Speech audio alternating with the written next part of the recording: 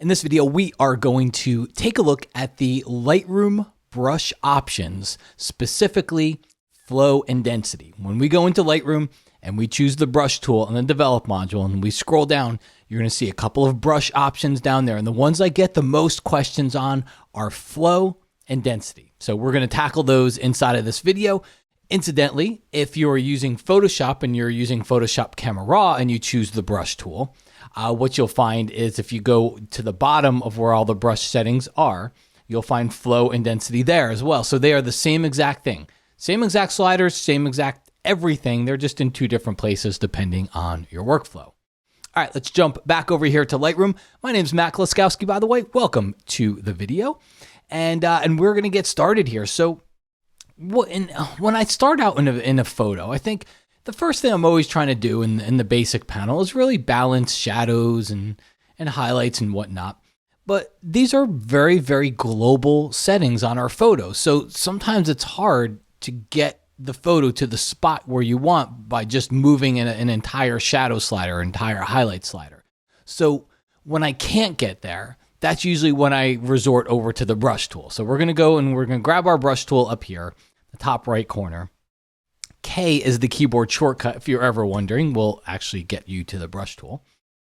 And so we have our basic size and feather settings, but below that, we've got two different ones that can work very differently. And honestly, and in different situations for the photo, you may not even use them. You may just leave them cranked up to 100%. But think of flow as an opacity. All right. I almost think of it as, think of it as a hose. You've got water coming out of a hose, and it's the flow, it's the level of that water coming out of the hose. When you think of how it comes out of the hose, it comes out of the hose by you clicking and painting. So in an example like this photo here, I'm going to show you, let's go over technically what it does. I'm going to crank up my exposure. All right. Hit the left bracket key to make my brush a little bit smaller here. What I'm going to do is I'm going to paint in this dark area with really high exposure, just as an example. So I'm going to paint a brush stroke right there. Then I'm going to take my flow setting down to 50% and I'm going to paint there. And you can see you don't see quite as much of it. However, if I continue to paint, I will eventually build up to the same brightness level as what was over here. So if you think of flow as an opacity setting, what it does is it's painting it. Right now, I've got 50%. It's painting the brush stroke at 50% opacity. But as I continue to brush over, it's getting brighter and brighter with the upper limit to be whatever I set this to. So let's say I set it to +3. So +3 is the upper limit to where this can go. It won't get any brighter. It won't go to +4 or anything like that. If I change this flow down even lower, all it does is it takes me longer to get there. All right. So again, if you're thinking the hose, I've got my handle on the hose. So I'm keeping it open longer. The more I brush, the more I'm letting the water pour out. You get the idea. So let's delete that brush stroke for a second. And when you think of it that way, a higher flow setting just means it's just a higher opacity. I have to paint less to get to that 100% of whatever this was, +3. Okay. I just have to paint less to get there. With a lower flow setting, you have to paint more to get there. So the way that I use flow in an example like this, I'll put it down to around 40 or 50%. And I'll decide that, I want to go in here. I want to do some brightening, but I don't want it to be brightening, across the board. I only want to brighten specific parts. So that's why I'll bring that flow down. In fact, I'm even going to go to 40% here. And I know I'm never going to want to brighten it to +3. So why even go that high? I'll take it up to maybe a stop and a half, 1.5. Yeah, that's pretty good. So what I'm going to do is I'm going to start brushing on the areas that I want to brighten. All right. So I'll give it a quick brush stroke. If I want it to get brighter, I brush more. All right. If I come down here and I want to make that rock a little brighter, I give it one swipe. If I want to make this rock better, brighter, and I keep brushing over, it'll get brighter and brighter. If I come over to this side and maybe a couple of these areas I can brush up there. There's some darker rocks down there. The more I brush over this stuff, the brighter and brighter it will get because I'm overlaying a low opacity brush, but I'm continuously brushing on top of it. If you ever want to see what you've brushed over, there's a little checkbox right below called the mask overlay, or you can just press the letter O for overlay. But in areas where you don't brush a lot, you'll see a very faint red area. In areas that you have brushed a lot, you'll see a darker red area. So that's a little visible cue for you for seeing this stuff. But again, I'll press O to turn it off. So I'd go through here and brush that way. The benefit of doing it this way, and let me do the alternative, which hopefully that'll help hit home for you.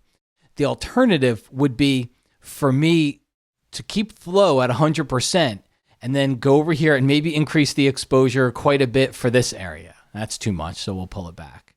But maybe increase it quite a bit for this area and then paint. All right, I've gone too far. Let me hold down Option or Alt to erase. Around there. So to paint that area, then maybe I want to work down here, but I don't want it as bright. So I can't just paint down here and then reduce the exposure because that affects what I did up here. So what I would do instead is I'd have to create new, and then I'd have to bring the exposure down, and then I'd have to paint over here. Over here, maybe I don't want this as bright as that, so I'd have to do new again, bring the exposure down even more, and paint over there. What happens is now I have 3 brush pins to contend with, right? So I would have to go through and figure out if I ever wanted to adjust this. I might have 3 different places to go or figure out which one I need to go to. So that's where flow comes in, is because when I reset this, again, we set it at a pretty high limit, but we bring our flow down, and now I can just brush. A little bit makes it bright, a little bit more makes it even brighter, a little bit more makes it even brighter. A little bit over here, not quite as bright, a little bit over here. And now I'm essentially using 1 brush pin, but I'm keeping everything in there and I'm using flow to build it up where I want, okay? For me, that's the more useful of the 2 settings. We're about to take a look at density, but honestly, flow is the one that I use the most.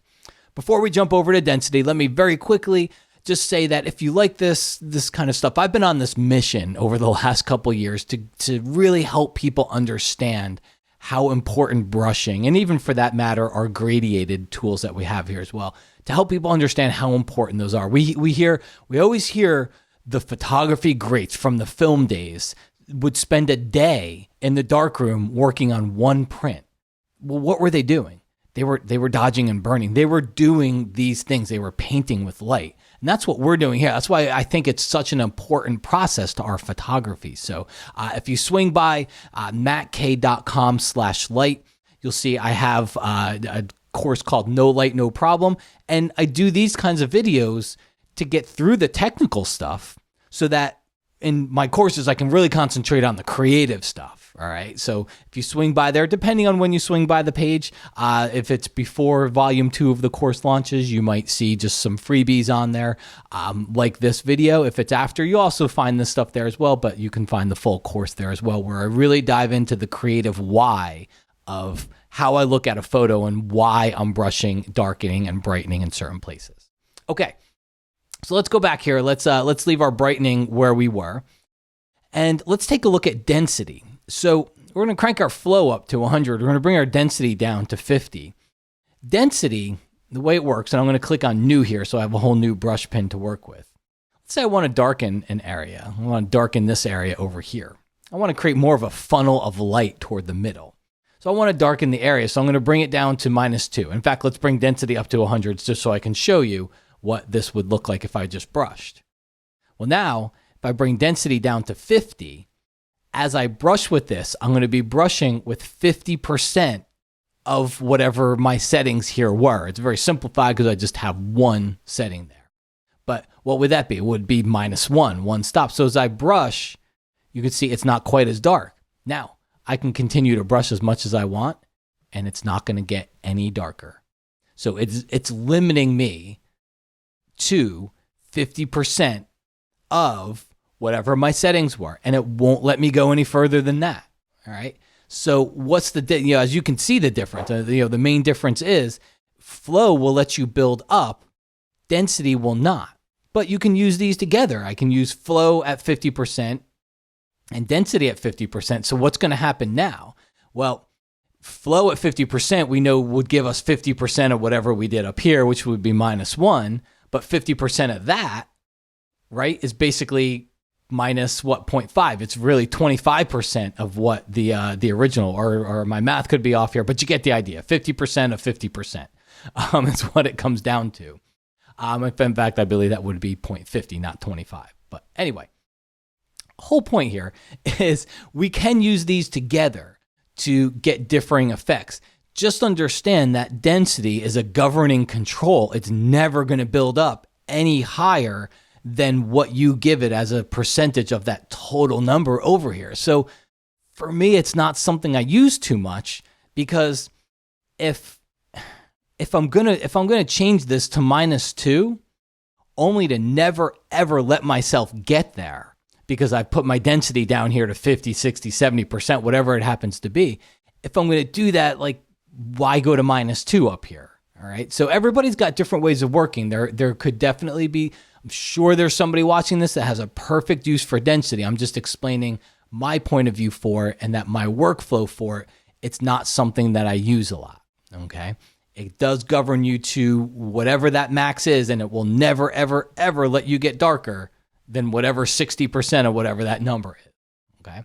So the way that I would really handle this is I'd still put that density back up to 100%.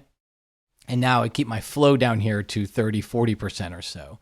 And I'd go through here and I'd start to brush a little bit on these canyon walls. All right. Again, got a pretty medium-sized flow setting. So the more that I brush through here, the darker it's going to get. All right.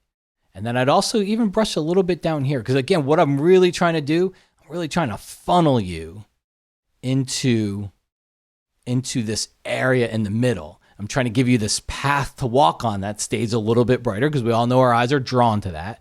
And I'm going to have this little funnel of light in the corner, or in the top middle area here. I'm just trying to funnel you into that area by not making all of this stuff as interesting to work on or to look at as we work on it. Okay. And I'd probably delete that because I'd done some brushing before when I was doing the demo, but I'd go in here, kind of give it one swipe.